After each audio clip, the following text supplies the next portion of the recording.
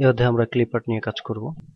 ক্লিপআর্টের ছোট ছোট কিছু ডিজাইন যেগুলো কম্পিউটার মাইক্রোসফট অফিস বা মাইক্রোসফট অফিস প্রোগ্রাম সেভ করে রেখেছে বা কম্পিউটার থেকে সেগুলো কালেকশন করে আমাদের দেয়।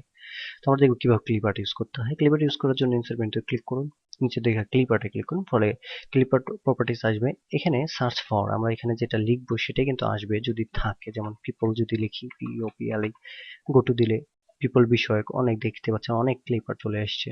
আমরা যদি এখানে লিখি ফ্লাওয়ার, তারপর গো টু তে ক্লিক করি, তারপর ফ্লাওয়ার আসবে। তো এইভাবে আমরা যদি লিখে দিই, যদি সেগুলো থাকে তাহলে কিন্তু চলে আসবে। টাইগার ব্যাগ চলে আসছে।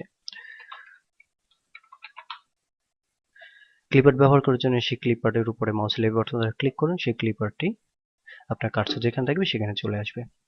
ক্লিপআর্ট নিয়ে কাজ করা আর পিকচার নিয়ে কাজ করা একই কথা। ব্রাইটনেস বাড়ানো কমানো, কন্ট্রাস্ট বাড়ানো কমানো, কালার করা, পিকচার চেঞ্জ করা, রিসেট করা, স্টাইল চেঞ্জ করা, শেপ চেঞ্জ করা, পিকচার বর্ডার কালার চেঞ্জ করা, ডিজাইন চেঞ্জ করা, পিকচার এফেক্ট দেওয়া, তারপর ক্রপ করা, সাইজ চেঞ্জ করা, এই সব কাজ কিন্তু আগের মতোই রয়ে গেছে। তো পিকচারে কাজ করা আর ক্লিপআর্টে কাজ করা একই কথা। আশা করি বুঝতে পেরেছেন। এগুলো কাজ করে দেখুন, নিজে শেপ চেঞ্জ হয়ে যাচ্ছে। তো এইভাবে কিন্তু পিকচারকে নিয়ে কাজ করা আর এই ক্লিপআর্ট নিয়ে কাজ করা একই কথা। ধন্যবাদ।